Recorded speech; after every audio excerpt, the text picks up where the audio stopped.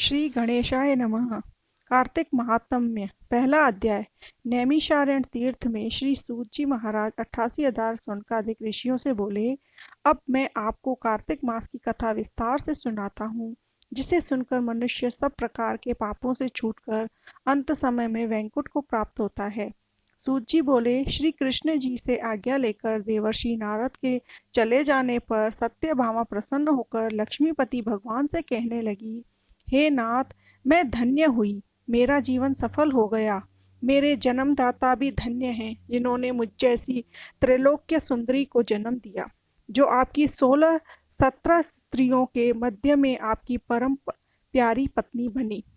मैंने वह कल्प वृक्ष आदि पुरुष आपके साथ नारद जी को विधि पूर्वक दान में दे दिया, परंतु वही कल्प वृक्ष मेरे घर लहराया करता है, जिस बात को मृत्युलोक में कोई भी स्त्री नहीं जानती।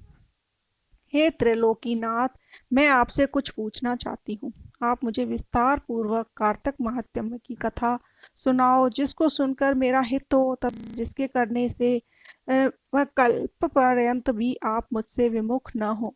सूत जी बोले, सत्यभामा के ऐसे वचनों को सुनकर हंसते हुए श्री कृष्ण जी सत्यभामा का हाथ पकड़कर तथा अपने सेवकों को वहीं रोककर विलास युक्त अपनी पत्नी को कल्प वृक्ष के नीचे ले गए और हंसकर कहने लगे, हे प्रिय, 16,000 रानियों में से मुझे तुम प्राणों के समान प्यारी हो। तुम्हारे लिए मैंने इंद्र से तथा देवताओं से भी विरोध किया था। हे कांते, जो बात तुमने पूछी है, उन अद्भुत बातों को सुनो। सूत जी बोले, एक दिन श्री कृष्ण भगवान ने सत्यभामा की प्रिय कामना के लिए गरुड़ पर सवार होकर इंद्रलोक जाकर कल्प वृक्ष मांगा। तब इंद्र के मना कर देने पर गरुड़ का इंद्र से घोर युद्ध हुआ और गोलोक में गरुड़ जी और गौओं से युद्ध किया। गरुड़ की चोंच से उनके कान और पूंछ कट गिर गए। उनके रुधिर से 3 वस्तुएं उत्पन्न हुई, कान से तंबाकू, पूंछ से गोभी और खून से मेहंदी। इन तीनों के प्रयोग करने से मोक्ष प्राप्ति नहीं होती। तब गौओं ने भी क्रोध में भरकर गरुड़ को मारा, जिससे उनके 3 पंख टूटकर गिर पड़े। इनके पहले पंख से नीलकंठ, दूसरे से मोर, तीसरे से चकवा चकवी उत्पन्न हुए। हे प्रिय, इनके दर्शन मात्र से ही शुभ फल की प्राप्ति होती है। यह सुनकर सत्यभामा बोली, हे प्रभो, मैंने पिछले जन्म में कौन कौन से दान, व्रत व जप नहीं किए हैं। मेरा कैसा स्वभाव था तथा मैं किसकी पुत्री थी, क्या मुझे मृत्यु लोक में जन्म लेना पड़ा।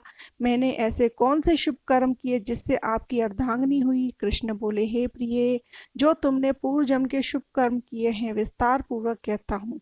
पूर्व समय में सतयुग के अंत में मायापुरी में अत्रि गोत्र में देव शर्मा नाम का एक ब्राह्मण वेद वेदांत का जानने वाला रहता था। वह रोज अतिथियों की सेवा, हवन और सूर्य भगवान की पूजा किया करता था।